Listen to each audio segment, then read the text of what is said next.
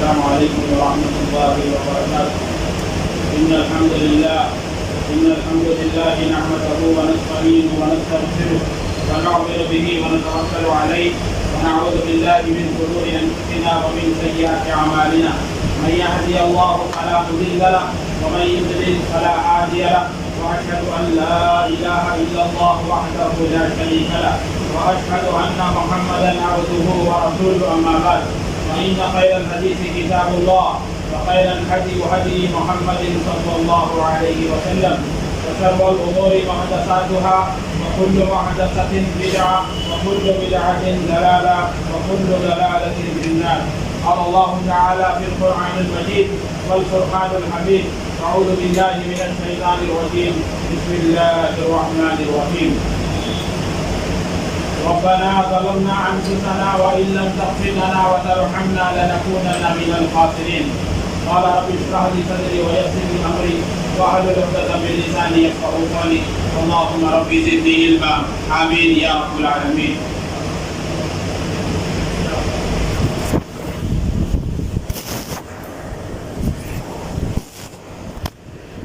تمام قسم کی تعریف، حمد و ثنا، کبریائی، بڑائی اس اللہ وحدہ لا شریک کے لیے ہیں. وہ اللہ سمیع ہے، ہر چیز کو سننے والا. وہ اللہ بصیر ہے، ہر چیز کو دیکھنے والا. ہم اللہ کی تعریف کتنی بھی کریں کم ہیں. اللہ اکبر. اللہ کی یہ مختصر حمد و ثنا کے بعد درود و سلام کا نزول ہو تمام نبیوں پر، رسولوں پر، خصوصاً کے ساتھ میرے اور آپ کے آخری نبی محمد الرسول اللہ صلی اللہ علیہ وسلم پر. اللهم صل على محمد وعلى آل محمد كما صليت على إبراهيم وعلى آل إبراهيم إنك حميد مجيد. اللهم بارك على محمد وعلى آل محمد كما باركت على إبراهيم وعلى آل إبراهيم إنك حميد مجيد. معزز سامعین کرام، حاضرین مجلس اور خواتین اسلام، میں آپ لوگوں کے سامنے آج تکبر اور اس کی تباہ کاریاں،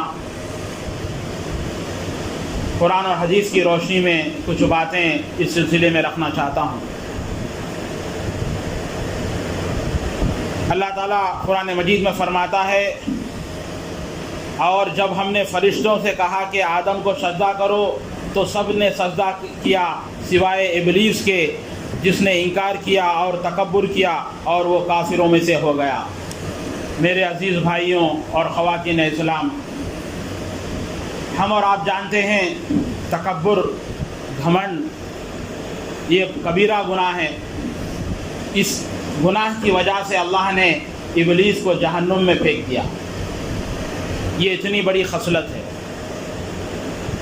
ہم اور آپ جانتے ہیں آدم علیہ السلام اور حوا علیہ السلام کو اللہ تعالیٰ نے جنت میں رکھا، کہا کہ تم اللہ کی نعمتوں کو کھاؤ پیو اور اللہ کی تسبیح کرتے رہو، لیکن ایک درخت کے قریب نہیں جانا.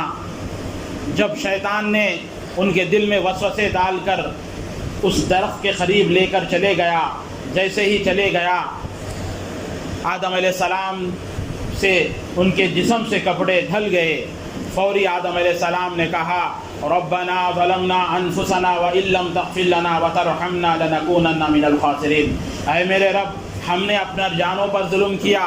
آدم اور حوا علیہ السلام نے اپنے جانوں پر ظلم کیا. تو ہمیں معاف نہیں کریں گا تو ہم خسارہ پانے والوں میں سے ہو جائیں گے. اللہ اکبر. میرے عزیز بھائیوں، جب اللہ نے فرشتوں کو حکم دیا کہ سجدہ کرو تو فرشتوں نے سجدہ کیا، لیکن ابلیس نے سجدہ نہیں کیا۔ کہا ابلیس شیطان نے کہ یہ میں تو آگ سے پیدا کیا گیا، یہ آدم سے مٹی سے پیدا کیا گیا۔ اللہ نے کیا کہا اس انسان ابلیس کو؟ کیا کہا؟ تو یہاں سے نیچے اتر جا، تیرا حق نہ، یہ میرا حق نہ تھا کہ تو اس بات میں تکبر کرتا تھا، لہذا نکل جا، تو ذلیل لوگوں میں سے ہے۔ اس سے معلوم ہوا کہ بدبختی تکبر سے شروع ہوتی ہے، اور تکبر کرنے والوں پر اللہ کی لعنت ہوتی ہے، اور وہ اللہ کی رحمت سے دور ہوتے ہیں۔ معزز سامعین، جیسے ہی آدم علیہ السلام نے غلطی کیے اور توبہ کرے اللہ سے، تو اللہ تعالیٰ کو ادا پسند آئی، ان کی توبہ کو قبول کر لیا۔ شیطان نے غلطی کرا لیکن توبہ نہیں کرا، تو اللہ تعالیٰ نے اس کے اوپر لعنت بھیجی اور وہ اس کو جہنم رسید کر دیا گیا۔ معزز سامعین، ہم دیکھتے ہیں کہ تکبر اور سابقہ اقوام تکبر کرنے سے، گھمنڈ، تکبر، انابن، میرا گھر، میری جائیداد، میری ہستی، میں جو بولوں گا وہی ہوتا، یہ تمام چیزیں تکبر کی خصلتیں ہیں میرے بھائیوں۔ میرا کچھ نہیں ہے، سب کچھ اللہ کا دیا ہوا ہے۔ اللہ اکبر۔ کہتے ہیں کہ یہ میری عمارت ہے، یہ 4 فلور کی میری عمارت ہے، یہ اپارٹمنٹ میرا ہے۔ میرے بھائی، اتنا بھی تکبر مت کر، اللہ کا عذاب ایک آدھا منٹ کا آ گیا تو تیری بلڈنگ ڈھل جاتی۔ اسی لیے تکبر سے بچیے۔ اللہ اکبر۔ اللہ تعالیٰ بتا رہا، جو تکبر کرے میں ان لوگوں کو کیا حال کرا۔ میں آپ لوگوں کے کچھ واقعات رکھتا ہوں۔ نوح علیہ السلام کی قوم کی مثال ہے۔ نوح علیہ السلام نے اپنی قوم کو دعوت توحید پیش کی تو قوم کے لوگوں نے تکبر کرتے ہوئے توحید کی دعوت قبول نہیں کی، اور جو تیری پیروی کرنے والے ہیں ان کو بھی ہم ذلیل سمجھتے ہیں، اور ہم یہی سمجھتے ہیں کہ تم کو اور ہم کو کوئی فضیلت حاصل نہیں ہے، بلکہ تمہیں جھوٹا سمجھتے ہیں۔ نوح علیہ السلام ایک نہیں بلکہ 2 نہیں 950 سال لوگوں کو ایک معبود برحق اللہ کی طرف بلاتے رہیں، تو وہاں کی قوم کے لوگ کیا کریں؟ نوح علیہ السلام کو کہتے ہیں کہ تو ہم جیسا انسان ہے، تو نبی کیسے ہو سکتا، تیرے پہ وحی کیسے آ سکتی؟ اور نوح علیہ السلام کے جتنے بھی تائید کرنے والے مسلمان بھائی تھے، ان لوگوں کو وہاں کے قوم کے لوگ حقیر سمجھتے تھے۔ اللہ اکبر۔ پیارے نبی صلی اللہ علیہ وسلم نے کہا، تکبر کا معنی و مطلب کیا ہے؟ تکبر کا معنی کیا ہے؟ حق بات کو انکار کرنا۔ آپ کے پاس حق بات آ گئی، آپ باپ دادا کے طریقے کو اپنا رہے لیکن حق کو انکار کر دیے، سمجھ جاؤ کہ آپ کے دل میں تکبر ہے۔ اور دوسری معنی بتائے پیارے نبی، لوگوں کو حقیر سمجھنا۔ آج معاشرے میں دیکھتے ہیں، اللہ کسی کو انجینئر بنایا تو کوئی بھائی ویلڈر ہے، کوئی مزدوری کر لے رہا، تو اپنے آپ پہ فخر سے کہتے ہیں میں انجینئر ہوں، یہ کیا ہے؟ یہ لیبر ہے۔ نہیں میرے بھائی، اتنا بھی فخر مت کر۔ اللہ تعالیٰ بڑے بڑے انجینئروں کو جو ہے نا غلام بنا کے رکھتا۔ آج آندھرا میں جا کے دیکھیے، بڑے بڑے کمپنی سے، لیکن جو کمپنی کا ڈائریکٹر ہے اس کو سائن کرنے نہیں آتا، ویلو مدرا ہے، اس کے نیچے بڑے بڑے انجینئرز، بڑے بڑے MBA کے لوگ کام کرتے ہیں۔ سیکنڈ کافی ہے اللہ تعالیٰ کو ذلیل کرنے کے لیے، لہذا تکبر سے بچیے۔ نوح علیہ السلام کی قوم کو اللہ تعالیٰ عذاب میں مبتلا کیوں کیا؟ وہ لوگ متکبر تھے، تکبر اور گھمنڈ تھا ان لوگوں کے اندر۔ اسی طرح اللہ تعالیٰ اور ایک قوم عاد کے بارے میں بتاتا ہے۔ اللہ نے قوم عاد کے بارے میں فرمایا، قوم عاد انہوں نے زمین میں ناحق تکبر کیا اور کہنے لگے ہم سے بڑھ کر طاقتور کون نہیں ہے۔ تو اللہ نے ان کی اس بات کا جواب دیا، کیا قوم عاد نے نہیں دیکھا جس نے انہیں پیدا کیا وہ ان سے یقیناً زیادہ طاقتور ہے۔ جو قوم عاد کے لوگوں کو پیدا کیا وہ معبود برحق وہ طاقتور ہے، یہ قوم طاقتور نہیں، اور وہ ہماری آیات کا انکار کرتے ہوئے ہم نے اسے عذاب میں مبتلا کر دیا۔ یہ کیسی قوم تھی قوم عاد؟ ہماری اور آپ کی فٹ 10 فٹ ہے، 12 فٹ ہے، لیکن ان لوگوں کی فٹ 60 فٹ کے لمبے تھے۔ وہ لوگ 60 فٹ کے لمبے تھے۔ یہ جو کھوپرے کے جھاڑ جو دکھ رہے نا، وہ ہتھیلی سے نکال لیتے تھے وہ لوگ۔ اللہ اکبر۔ یعنی اتنی طاقتور قوم تھی وہ، اور اتنا گھمنڈ اور تکبر آ گیا کہ ہمیں موت نہیں آ سکتی، ہمیں کوئی کچھ نہیں بگاڑ سکتا۔ اور وہ لوگ قوم عاد بھی جو ہے نا نبی کو ٹکراتے تھے اور تکبر اور گھمنڈ کرتے تھے، تو اللہ نے ایسی عذاب نازل کرا، ایسی ہوا آئی، ان لوگوں کو لے کے اوپر گئی اور اوپر سے نیچے پٹک دیا۔ جیسے نیچے پٹکے تو پورے جسم الگ، دھڑ الگ، سب الگ۔ وجہ کیا ہے؟ تکبر، گھمنڈ۔ اگر یہ خصلتیں ہمارے اندر ہیں تو سچی توبہ کریں، اللہ اکبر. اللہ سے سچی توبہ کریں. اگر ہم اللہ سے سچی توبہ نہیں کریں گے تو یہی حشر جیسے نوح علیہ السلام کو عذاب آیا, قوم عاد پر عذاب آیا, ہمارے پر بھی آ سکتا. اسی طرح تیسری مثال قوم سمود نے بھی صالح علیہ السلام کا انکار کیا اور تکبر کرتے ہوئے صالح علیہ السلام کو حقیر سمجھا. نبی تھے, اللہ کے بھیجے ہوئے نبی تھے, اللہ کے بھیجے ہوئے صالح علیہ السلام نبی تھے, لوگوں کو توحید کی دعوت دیتے تھے, تو لوگوں نے صالح علیہ السلام کو حقیر سمجھا, تو اللہ تعالیٰ نے انہیں بھی عذاب دے کر غرق کر دیا. اسی طرح قوم شعیب علیہ السلام کی قوم نے ان سے کہا ہم تم کو اور تمہاری قوم کو ہماری بستی سے نکال دیں گے. چنانچہ انہوں نے تکبر کیا اور رسولوں کو جھٹلایا اور رسولوں کو قتل کر ڈالا. اسی طرح قارون, فرعون اور حامان کے بارے میں اللہ نے فرمایا اور قارون, فرعون اور حامان کو بھی ہم نے ہلاک کیا, جن کے بعد موسیٰ واضح معجزات لے کر آئے, مگر انہوں نے زمین میں تکبر کیا حالانکہ وہ ہم سے آگے نہیں جا سکے. اللہ اکبر. میرے بھائیو, شعیب علیہ السلام کی قوم بھی جو ہے نا ان کو حقیر سمجھتی تھی, اللہ تعالیٰ وہ قوم کو بھی ہٹا دیا, برباد کر دیا, نیست و نابود کر دیا. اللہ اکبر. اسی طرح اللہ یہ پورے مثالیں دے رہا قارون کے بارے میں, فرعون, قوم سمود, نوح علیہ السلام کی قومیں. یہ تاریخ پڑھ کر دیکھو, جو لوگ بھی تکبر اور گھمنڈ میں مبتلا تھے اللہ تعالیٰ ان کو نیست و نابود کر دیتا. اللہ اکبر. میرے بھائیوں, آپ اور ہم جانتے ہیں کہ قارون نے اپنے بے شمار خزانوں کو بنایا, اس کے اوپر تکبر کیا, اللہ کا حکم ماننے سے انکار کیا, لیکن اس کے خزانے سے اللہ کے عذاب سے نہ بچ سکا, بلکہ اللہ نے اور اس کے خزانوں کو زمین میں دھسا دیا. قارون ایسا مالدار آدمی تھا, اس کی جائیداد کے سامانوں کی چابیاں جو ہے نا اونٹاں اٹھا کے لے کے جاتے تھے, اتنی وزن چابیاں تھی اس کی, اونٹ اٹھا کے لے کے جاتے تھے. ایسے بڑے بڑے بادشاہوں کو اللہ تعالیٰ غرق کر دیا, ڈبا دیا. اللہ اکبر. اسی طرح فرعون کے بارے میں, فرعون اپنی بادشاہت کے بنیاد پر تکبر کرتا تھا. وہ اپنی قوم سے کہا کرتا تھا انا ربکم الاعلی, میں ہی تمہارا سب سے بڑا اونچا رب ہوں. تو اللہ نے فرعون اور اس کے لشکروں کو غرق کر دیا. کیسا ظالم تھا فرعون. اللہ اکبر. فرعون کی بیوی آسیہ علیہ السلام, اللہ نے اسے توفیق, ایمان کی توفیق دی. جب فرعون کو پتہ چلا کہ تو اللہ پر ایمان لائی تو اپنے بیوی کے ہتھیلیوں میں میخیں کیلے مارتا تھا. تو وہ بیوی جو ہے نا تکلیف سے روتی نہیں تھی بلکہ ہنستی تھی. تو فرعون پوچھا تھا میں تجھے تکلیف دے رہا ہوں تو ہنس رہی. تو آسیہ علیہ السلام نے کہا اے فرعون میں تجھے کیا بتاؤں, جو چیز مجھے اللہ دکھا رہا ہے میں اس سے خوش ہو رہی ہوں. اللہ تعالیٰ انہیں جنت کی نعمتیں دکھا رہا تھا اس وقت. فرعون کی بیٹی کی خادم نوکرانی جب کنگھی کرتے کرتے کنگھی نیچے گر گئی تو وہ نوکرانی بسم اللہ بول کے اٹھائی کنگھی. تو جیسے ہی یہ اللہ کا نام سنی تو بیٹی نے کہا تو میرے باپ کو رب نہیں مانتی. وہ خادم کا جواب سنیے, ہم اور آپ رہتے تو ڈر کے مارے ہاؤ ہاؤ ہاؤ بول کے ڈر جاتے, لیکن وہ نوکرانی کیسی تھی, اسی لیے بولتے جب اللہ کا ایمان محبت دل میں بیٹھ جاتی نا تو دنیا میں کسی انسان سے نہیں ڈرتا. انسان بندہ اللہ کے سوا کسی سے نہیں ڈرتا. تو وہ نوکرانی بولی اے مالکہ, تیرے باپ کا رب, میرے باپ کا رب, یہ دنیا کو چلانے والا سب کا رب ایک ہی رب ہے, وہ ہے اللہ. جیسے ہی یہ جملہ سنی غصے کے مارے جا کے فرعون کو بولی کہ یہ خادم ایسا کہہ رہی ہے, تو اسے بلاؤ. اور شام میں آگ تیار کر دی گئی اور کہا کہ اب اپنی زبان سے کہیں تو اللہ پر ایمان لاتی ہے یا فرعون پر ایمان لاتی ہے. تو اس عورت نے کہا, خادم نے کہا جب دل میں ایک بار اللہ کی محبت, اللہ پر ایمان اتر گیا تو چاہے ایسی آگ لگا لے, تو کچھ بھی کر لے, میں ایمان کو چھوڑنے والی نہیں ہوں. تو میرے بھائیوں, ہمارے خواتین کو بھی چاہیے کہ اپنے ایسا ایمان پیدا کرے, ایسا ایمان اپنے دلوں میں پیدا کرے.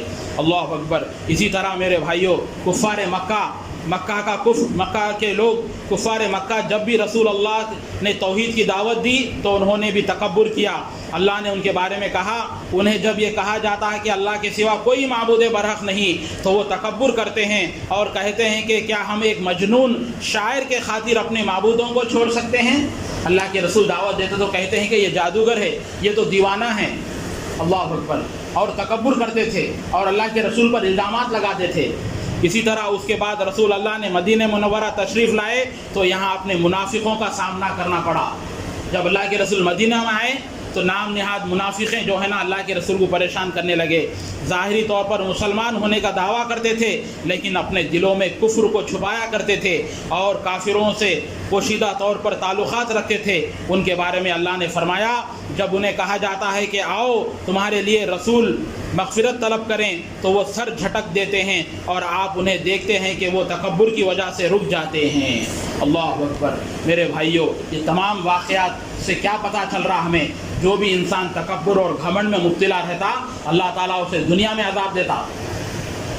آج ہم دیکھتے ہیں اپنے خاندانوں کے اندر، سوسائٹی کے اندر ذرا بات آ گیا تو غصہ. اس کے پاس کیا ہے، وہ تو غریب ہے، وہ تو لو خاندان کا ہے، لو کیش کا ہے، میڈیم خاندان کا ہے، اس کو اپنی بہن کیسے دیتے، ایسے ایسے جملے اختیار کرتے. وہ میرے بھائی اللہ تے کو جو عزت سے نوازا تے کو ذلیل بھی کریں گا تو کچھ لمحوں میں ذلیل ہو جائے گا. اسی لیے تکبر اور گھمنڈ سے بچیے. میرے بھائیوں اب تک ہم نے جو واقعات احادیث آپ کے سامنے ثابت ہوئی بتائی ہیں اس سے ثابت ہوا کہ تکبر انتہائی سنگین جرم ہے جو سب سے پہلے ابلیس نے کیا، پھر انبیاؤں کے قوموں نے، حتیٰ کہ محمد صلی اللہ علیہ وسلم کے قوم کے لوگوں نے بھی تکبر کا مظاہرہ کیا اور مدینہ میں منافقوں نے بھی اسے سنگین گناہ کا ارتکاب کیا.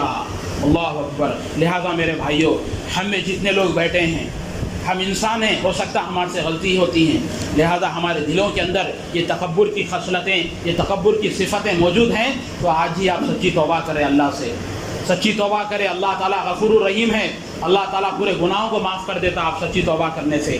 پیارے نبی کی حدیث ہے زمین سے لے کے آسمان تک بھی گناہیں آپ کریں، آپ سچی توبہ کرو، اللہ پورے گناہوں کو معاف کر دیتا.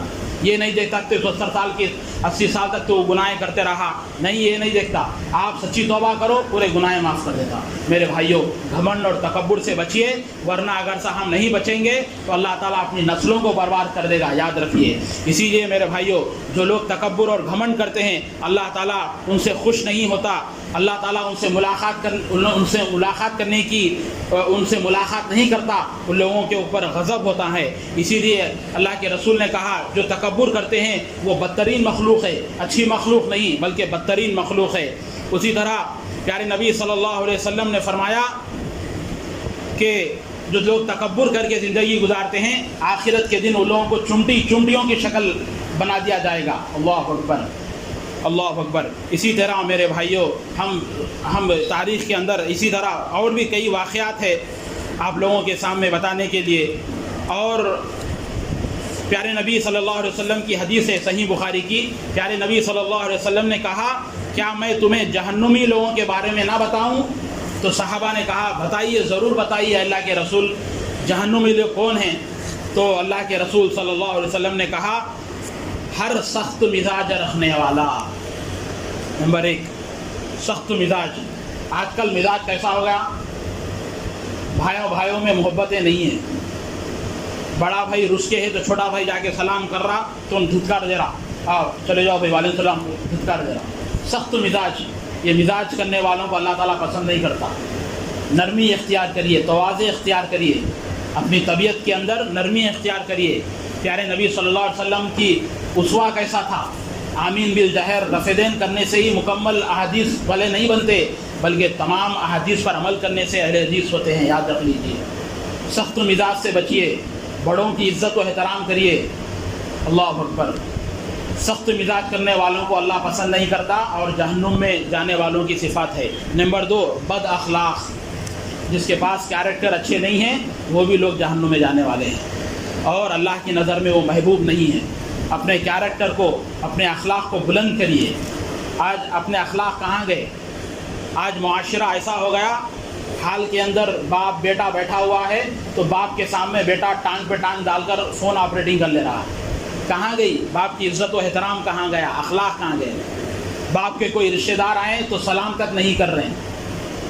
اللہ اکبر. اسی طرح خواتین میں بھی دیکھ لیجئے، اپنے بیٹیوں کو تربیت دیجئے، اپنے بہنوں کو تربیت دیجئے. جب آپ کے ماں کے کوئی رشتہ دار آتے ہیں، ماں کے آپ کی سہیلی آتی ہے، آپ کی ماں کے عمر کے دراز کے لوگ آتے ہیں گھر میں تو انہوں عزت و احترام سے سلام کریے اور ان کو آپ کے استطاعت کے مطابق چائے یا پانی پلائیے. یہ عزت و احترام دن بہ دن چلے جا رہی ہے.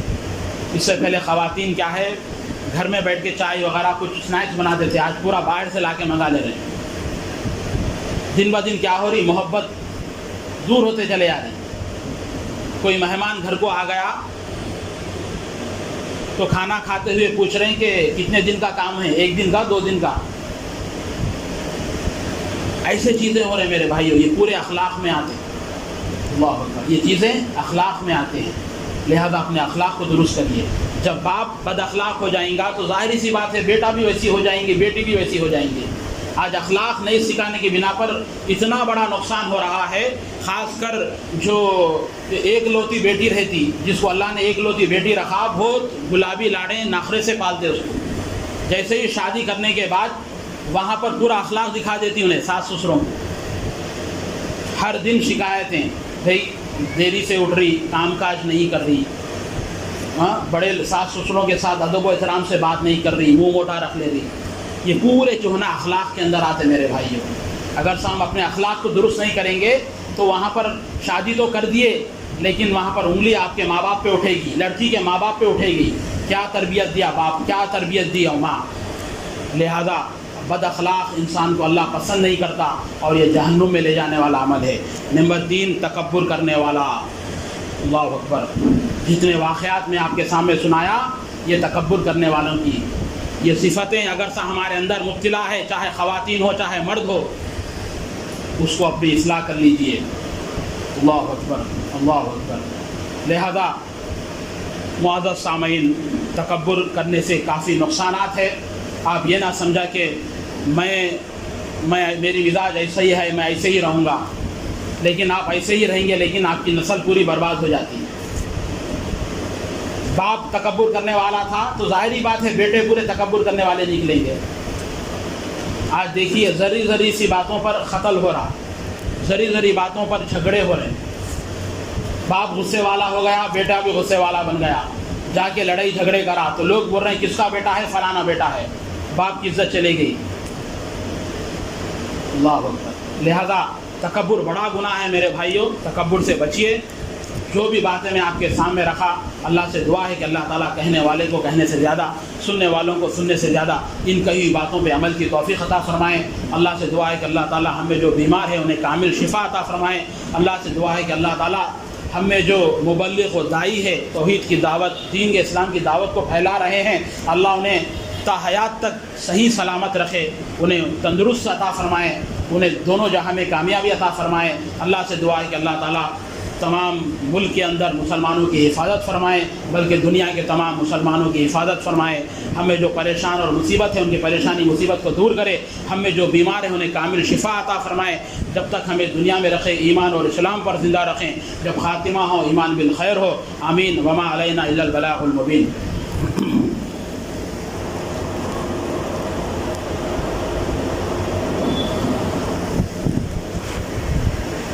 إن الحمد لله نحمده ونستعينه ونستغفره ونؤمن به ونتوكل عليه ونعوذ بالله من شرور أنفسنا ومن سيئات أعمالنا من يهدي الله فلا مضل له ومن يضلل فلا هادي له وأشهد